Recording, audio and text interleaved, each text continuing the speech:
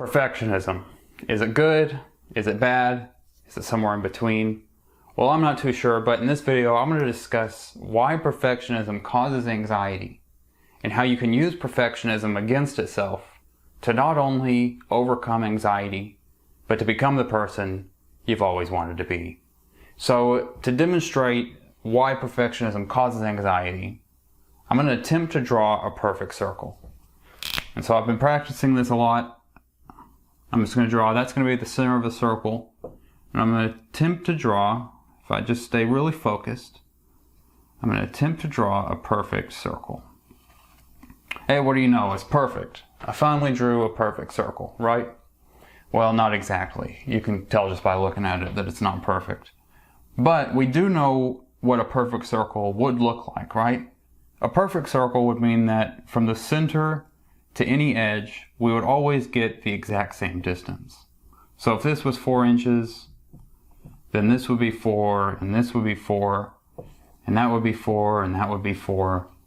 And no matter where you draw the line, you would always get the exact same distance. And so you may be thinking, well, we eventually could get a perfect circle.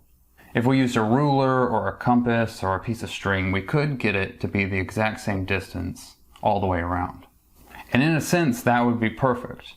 But the problem is, you can always zoom in and eventually find imperfection. In the case of this circle, we can see that the line is a little thicker here than it is here. If we measure in inches, it may be a perfect circle, but if we measure in millimeters, we're going to find these little inconsistencies. Now you may be thinking, if we tried really hard, we eventually could get it to be the same width all the way around, even down to the millimeter level. And that's true, we probably could. But once we got it perfect there, we could always zoom in and eventually find imperfection. If we got down to the atomic level, we'd just see little molecules jostling around, and we'd never be able to get it into this static state of perfection. And so this brings up my first point, which is that perfection never stops perfecting.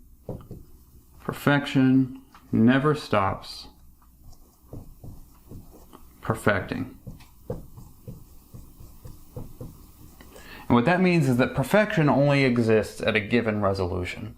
At any point, if you think you've found perfection, you can always zoom in a little closer, and you'll eventually find imperfection.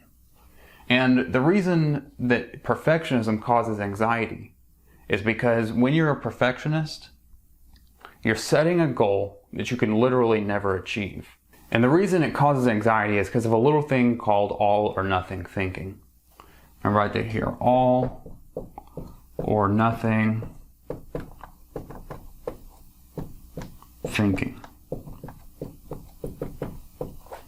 And all or nothing thinking just means you're seeing the world in black and white categories. You see things as either good or bad. You think of someone as smart or dumb. Or in the case of perfectionism, you see it as either perfect or worthless. And since we know that perfection is impossible because perfection never stops perfecting, when your goal is perfection, you're always going to see yourself as worthless. So now that we understand that, let's move on to the second part of this, where I'm going to explain how you can use perfectionism against itself to not only overcome anxiety, but to become the person you've always wanted to be.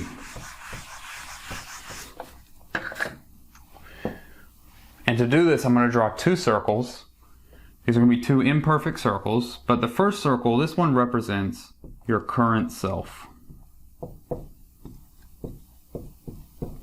And then I'm going to draw another circle up here, and this circle will represent your desired self.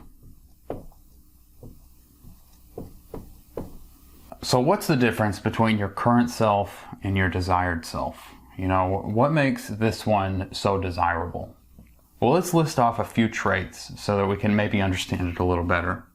So one of the traits of the current self is that it's imperfect. But there's also another trait. The current self, it's imperfect, but it also desires to be perfect.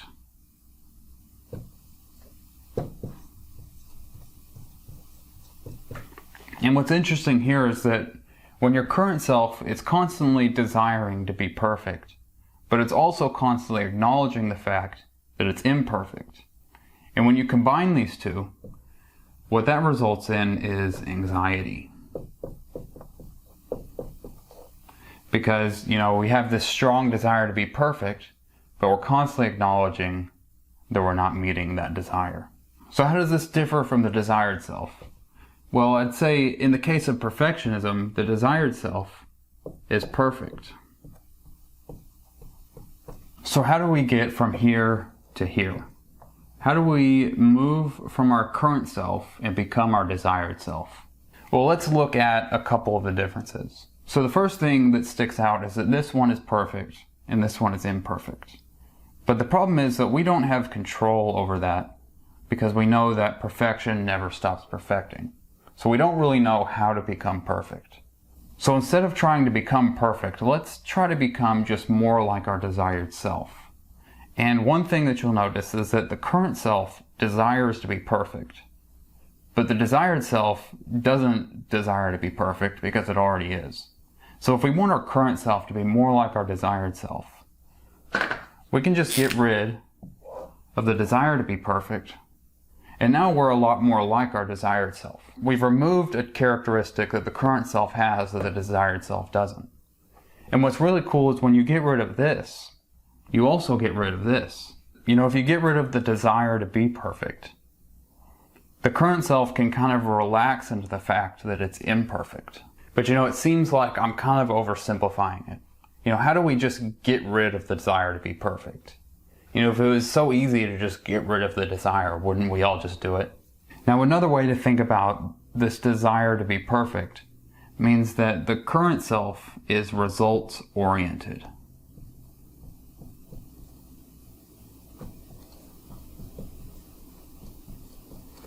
And if you want to give up this desire to be perfect, what you have to do is you have to stop being result oriented and you have to become action oriented.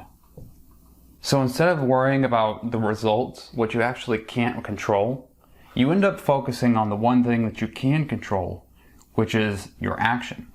And another way to think about this is that this is just the present.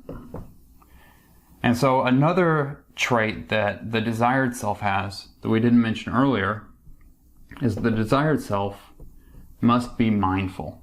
Now, the real takeaway here that I'm trying to convey is that you need to stop trying to be perfect and just focus on trying to be present and focusing on the things you can actually control, which are your actions. And if you focus on these two, this one's going to come on its own. So the next question is, how do we become focused on the present rather than being focused on the results? And what this comes down to is just learning how to be mindful. And to help you do this, I developed this breathing exercise, and that's why I wrote my new book. It's called Breathing Secrets. It'll teach you the 6 secrets to conquer anxiety doing the one thing you do naturally, which is breathing. And the breathing exercise that I teach in this book, it combines the benefits of mindfulness meditation with the benefits of a deep breathing exercise. And when you make this a daily habit, you're going to be able to really naturally anchor on to the present and finally achieve the perfection that we all desire. And just for watching this video, I'm going to give you the book for free. You can download it at my website, breathingsecretsbook.com.